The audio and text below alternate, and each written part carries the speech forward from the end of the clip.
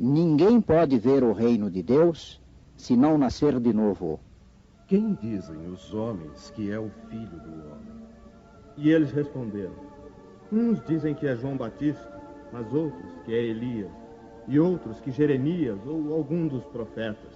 Disse-lhes Jesus: E vós, quem dizeis que sou eu? Respondendo Simão Pedro disse: Tu és o Cristo, Filho do Deus vivo.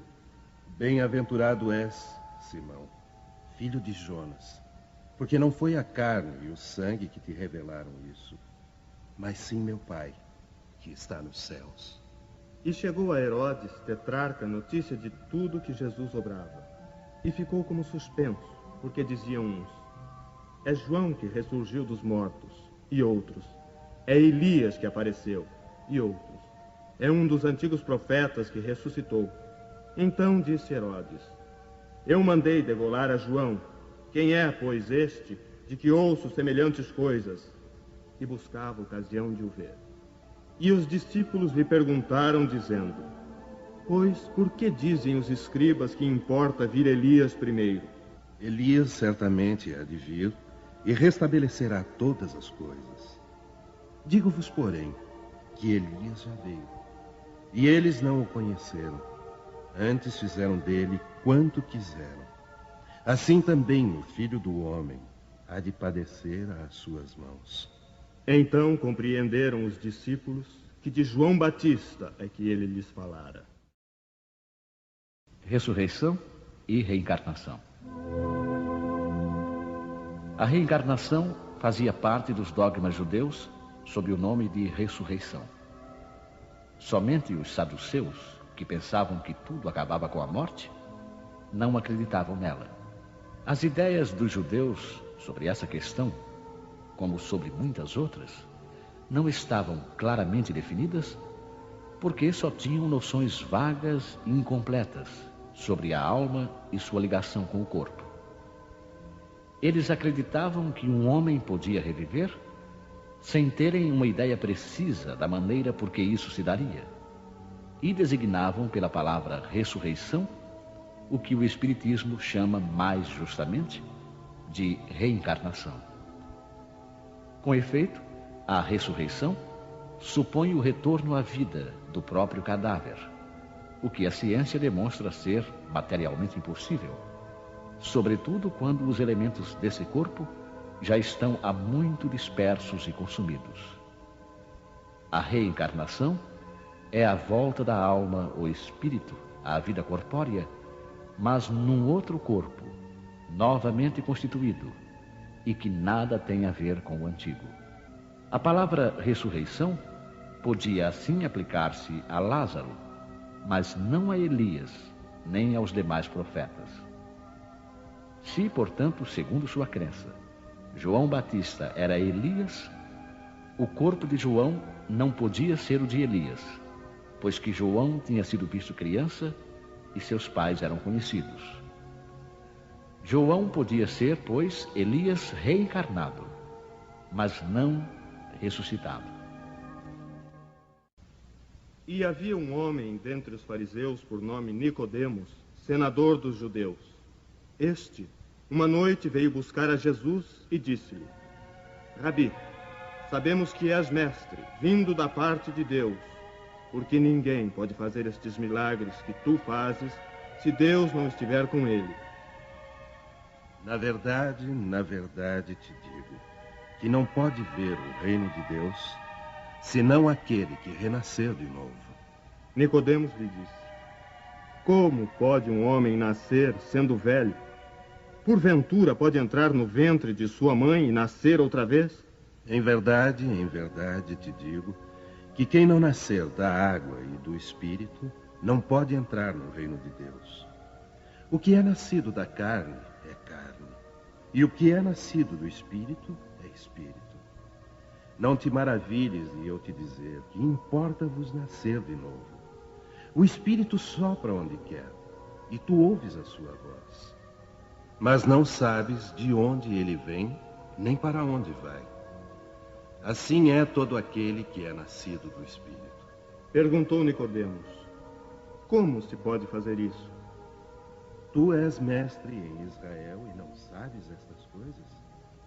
Em verdade te digo que nós dizemos o que sabemos e damos testemunho do que vemos. E vós, com tudo isso, não recebeis o nosso testemunho. Se quando eu vos tenho falado das coisas terrenas, ainda assim não me credes, como creríeis se eu vos falasse das celestiais?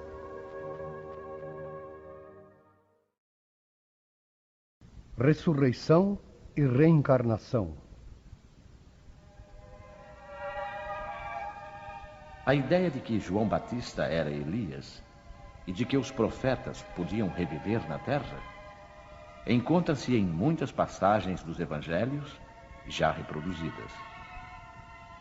Se essa crença fosse um erro, Jesus não deixaria de combatê-la como o fez com tantas outras. Longe disso, porém, ele a sancionou com toda a sua autoridade e a transformou num princípio, fazendo a condição necessária quando disse: ninguém pode ver o reino dos céus se não nascer de novo. E insistiu, acrescentando: não te maravilhes de eu ter dito que é necessário nascer de novo.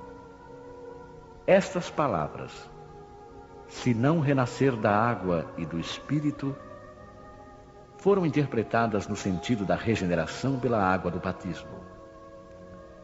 Mas o texto primitivo diz simplesmente: não renascer da água e do Espírito, enquanto que, em algumas traduções, a expressão do Espírito foi substituída por do Espírito Santo, o que não corresponde ao mesmo pensamento.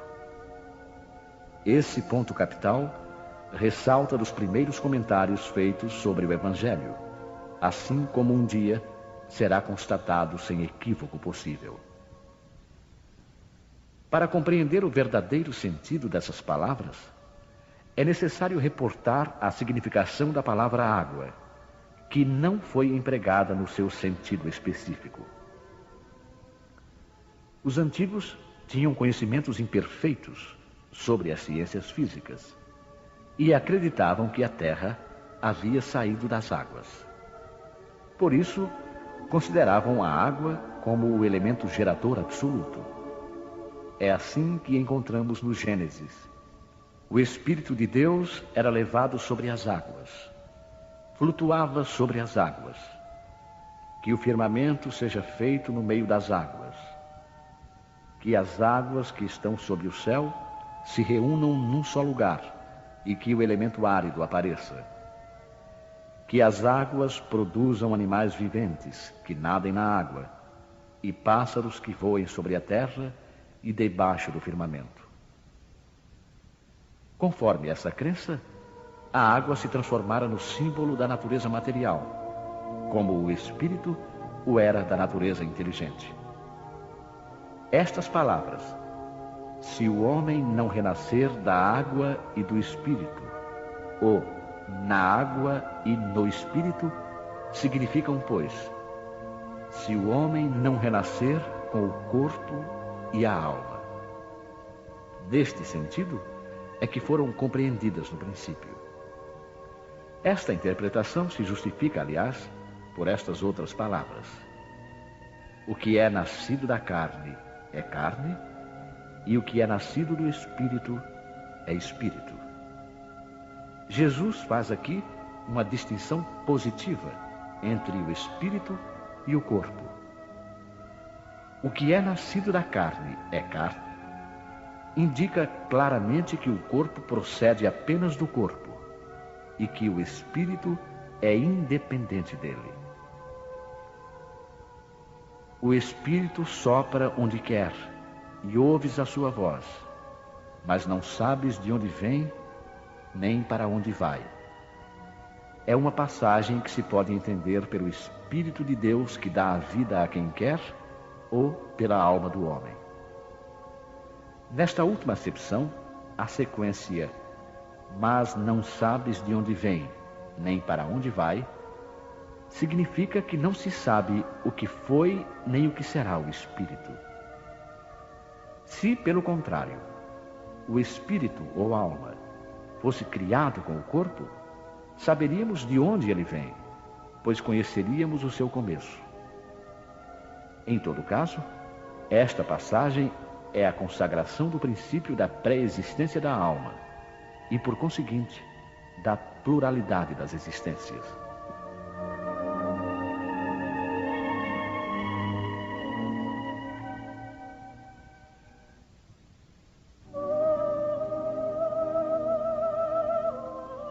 Desde os tempos de João Batista até agora, o reino dos céus é tomado pela força, e os que fazem violência são os que o arrebatam. Por que todos os profetas e a lei, até João, profetizaram? E se vós o quereis bem compreender, ele mesmo é o Elias que há de vir. O que tem ouvidos de ouvir, ouça.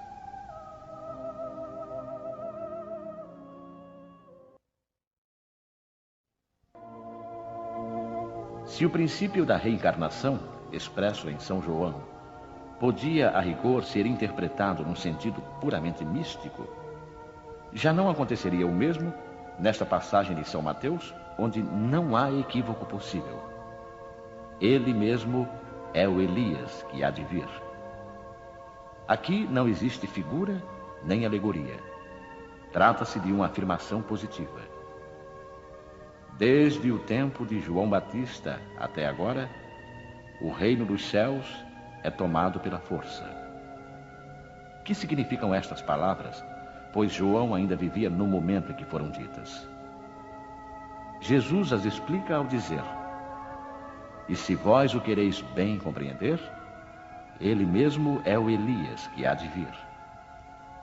Ora, João tendo sido Elias, Jesus alude ao tempo em que João vivia com o nome de Elias. Até agora o reino dos céus é tomado pela força, é outra alusão à violência da lei mosaica, que ordenava o extermínio dos infiéis para a conquista da terra prometida, paraíso dos hebreus, enquanto que, segundo a nova lei, o céu é ganho pela caridade e pela brandura. A seguir acrescenta: o que tem ouvidos de ouvir, ouça. Essas palavras, tão frequentemente repetidas por Jesus, exprimem claramente que nem todos estavam em condições de compreender certas verdades.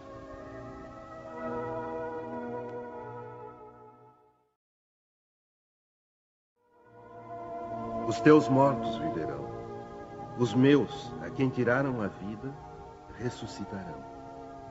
Despertai e cantai louvores, vós, os que habitais no pó, porque o orvalho que cai sobre vós é o orvalho de luz, e arruinareis a terra e o reino dos gigantes. Esta passagem de Isaías é também bastante clara. Os teus mortos viverão.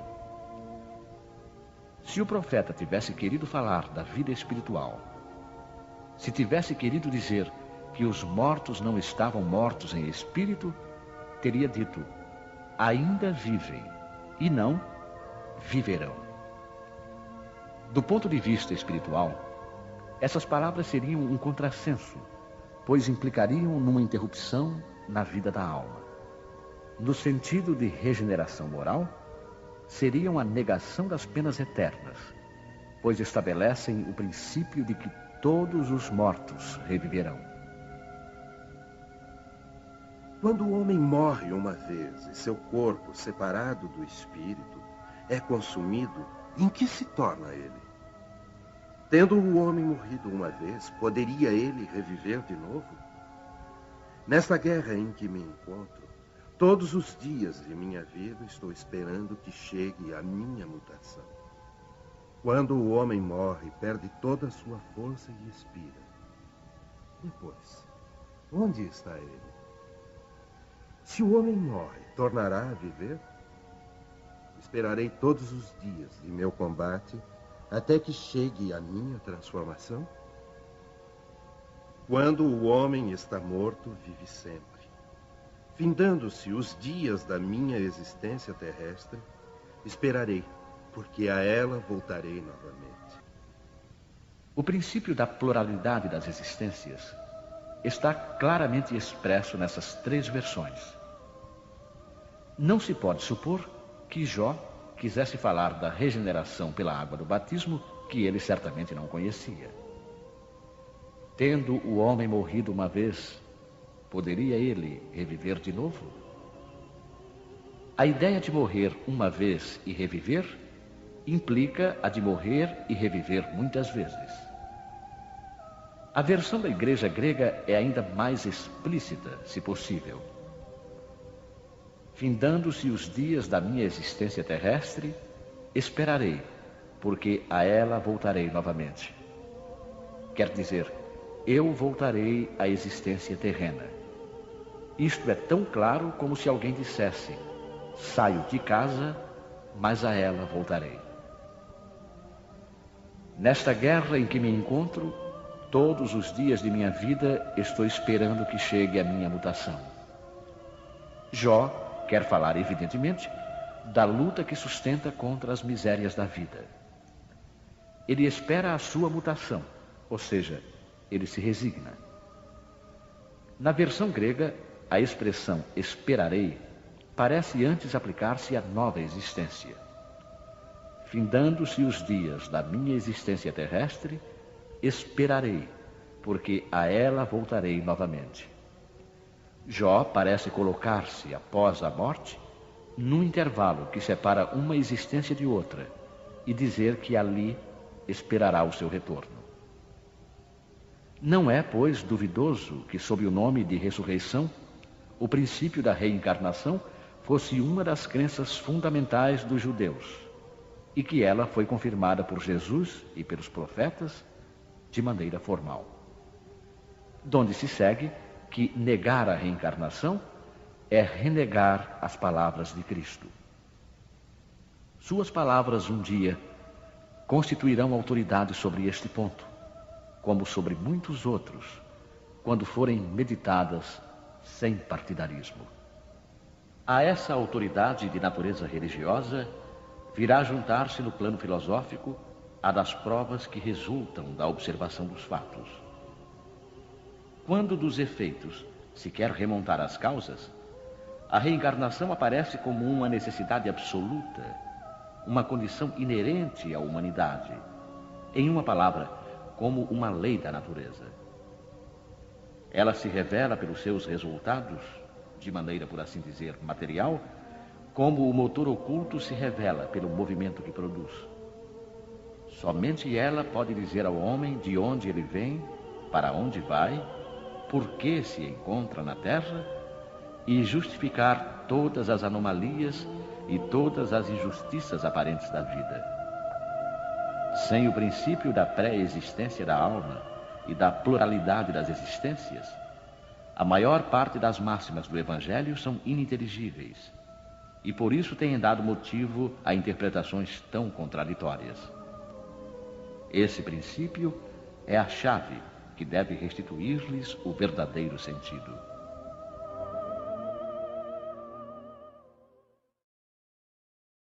Os laços de família são fortalecidos pela reencarnação e rompidos pela unicidade de existência.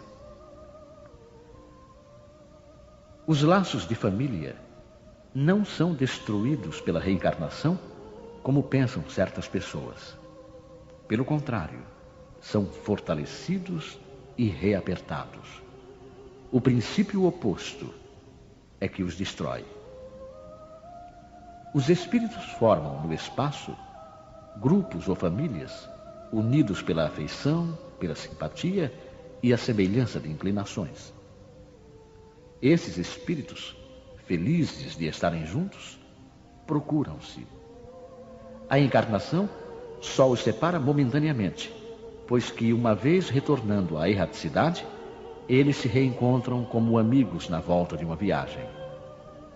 Muitas vezes, eles seguem juntos na encarnação, reunindo-se numa mesma família ou no mesmo círculo, e trabalham juntos para o seu progresso comum. Se uns estão encarnados e outros não, continuarão unidos pelo pensamento. Os que estão livres velam pelos que estão cativos. os mais adiantados procurando fazer progredir os retardatários. Após cada existência, terão dado mais um passo na senda da perfeição. Cada vez menos apegados à matéria, seu afeto é mais vivo, por isso mesmo que mais purificado, não perturbado pelo egoísmo, nem obscurecido pelas paixões.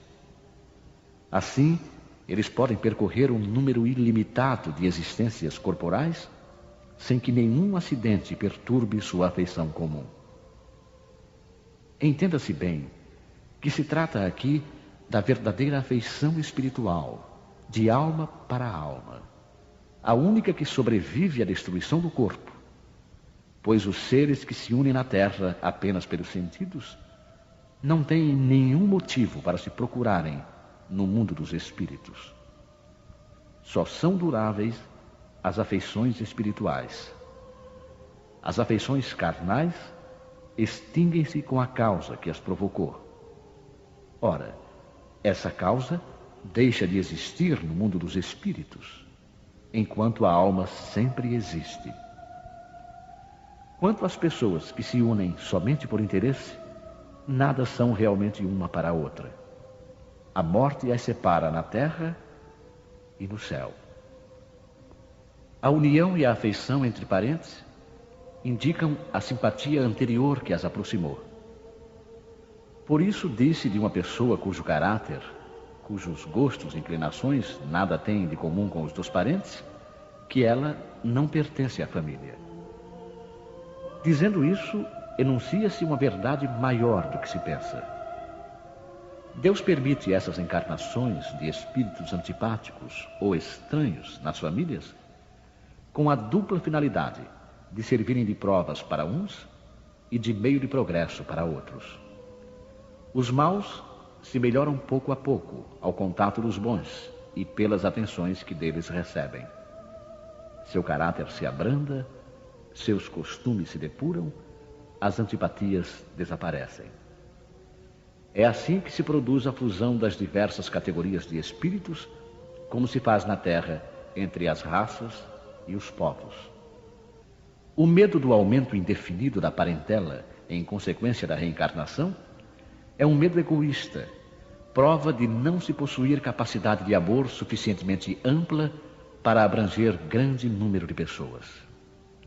Um pai que tem numerosos filhos, por acaso os amaria menos do que se tivesse apenas um? Mas que os egoístas se tranquilizem, pois esse medo não tem fundamento. Do fato de ter um homem 10 encarnações, não se segue que tenha de encontrar no mundo dos espíritos 10 pais, 10 mães, 10 esposas e um número proporcional de filhos e de novos parentes. Ele sempre encontrará os mesmos que foram objetos de sua afeição, que lhe estiveram ligados na terra por diversas maneiras e talvez pelas mesmas maneiras. Vejamos agora as consequências da doutrina anti-reencarnacionista. Essa doutrina exclui necessariamente a pré-existência da alma, e as almas sendo criadas ao mesmo tempo que os corpos, não existe entre elas nenhuma ligação anterior. São, pois, completamente estranhas umas às outras. O pai é estranho para o filho, e a união das famílias fica assim reduzida unicamente à filiação corporal, sem nenhuma ligação espiritual. Não haverá, portanto, nenhum motivo de vanglória por se ter entre os antepassados algumas personagens ilustres. Com a reencarnação, antepassados e descendentes podem ser conhecidos, ter vivido juntos, podem se ter amado e, mais tarde, se reunirem de novo para estreitar os seus laços de simpatia. Isso no tocante ao passado. Quanto ao futuro, segundo os dogmas fundamentais que decorrem do princípio anti-reencarnacionista, a sorte das almas está irrevogavelmente fixada após uma única existência. Essa fixação definitiva da sorte implica a negação de todo o progresso, pois se há algum progresso, não pode haver fixação definitiva da sorte. segundo tenham elas bem ou mal vivido, vão imediatamente para a morada dos bem-aventurados ou para o inferno eterno. Ficam assim imediatamente separadas para sempre, sem esperanças de jamais se reunirem. De tal maneira que pais, mães e filhos, maridos e esposas, irmãos e amigos, não têm nunca a certeza de se reverem. É a mais absoluta ruptura dos laços de família. Com a reencarnação e o progresso que lhe é consequente, todos os que se amam se encontram na terra e no espaço e juntos gravitam para Deus. Se há os que fracassam no caminho, retardam o seu adiantamento e a sua felicidade. Mas nem por isso as esperanças estão perdidas. Ajudados, encorajados e amparados pelos que os amam, sairão um dia do atoleiro em que caíram. Com a reencarnação, enfim, há perpétua solidariedade entre os encarnados e os desencarnados, do que resulta o estreitamento dos laços de afeição. Em resumo, 4 alternativas se apresentam ao homem para o seu futuro de além-túmulo. Primeira, o nada, segundo a doutrina materialista. Segunda, a absorção no todo universal, segundo a doutrina panteísta. Terceira, a conservação da individualidade com fixação definitiva da sorte, segundo a doutrina da Igreja. Quarta, a conservação da individualidade com progresso infinito, segundo a doutrina espírita. De acordo com as duas primeiras, os laços de família são rompidos pela morte e não há nenhuma esperança de se reencontrarem. Com a terceira, há possibilidade de se reverem, contanto que estejam no mesmo meio, podendo esse meio ser o inferno ou o paraíso. Com a pluralidade das existências, que é inseparável do progresso gradual, existe a certeza da continuidade das relações entre os que se amam. E é isso o que constitui a verdadeira família. Instruções dos Espíritos. Limites da encarnação. Quais são os limites da encarnação? A encarnação não tem, propriamente falando, limites nitidamente traçados, se por isso se entende o envoltório que constitui o corpo do espírito, pois a materialidade desse envoltório diminui à medida que o espírito se purifica. Em certos mundos mais avançados que a Terra, ele já se apresenta menos compacto, menos pesado e menos grosseiro, e, consequentemente, menos sujeito a vicissitudes. Num grau mais elevado, desmaterializa-se e acaba por se confundir com o perispírito. De acordo com o mundo a que o espírito é chamado a viver, ele se reveste do envoltório apropriado à natureza desse mundo. O perispírito mesmo sofre transformações sucessivas. Eteriza-se mais e mais até a purificação completa, que constitui a natureza dos espíritos puros. Se mundos especiais estão destinados, como estações, aos espíritos mais avançados, estes não ficam sujeitos a eles, como nos mundos inferiores. O estado de libertação que já atingiram permite-lhes viajar para toda parte, onde quer que sejam chamados pelas missões que lhes foram confiadas. Se considerarmos a encarnação do ponto de vista material, tal como a vemos na Terra, podemos dizer que ela se limita aos mundos inferiores. Depende do espírito, portanto, libertar-se mais ou menos rapidamente da encarnação, trabalhando pela sua purificação. Temos ainda a considerar que no estado de erraticidade, ou seja, no intervalo das existências corporais, a situação do espírito está em relação com a natureza do mundo a que o liga o seu grau de adiantamento. Assim, na erraticidade, ele é mais ou menos feliz, livre e esclarecido, segundo for mais ou menos desmaterializado.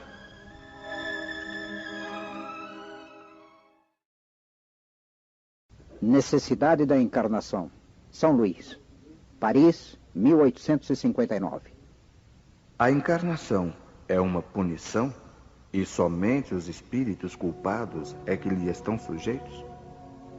A passagem dos espíritos pela vida corpórea é necessária para que eles possam realizar, com a ajuda do elemento material, os propósitos cuja execução Deus lhes confiou. É ainda necessária por eles mesmos, pois a atividade que então se veem obrigados a desempenhar ajuda-os a desenvolver a inteligência. Deus, sendo soberanamente justo, deve aquinhoar equitativamente a todos os seus filhos.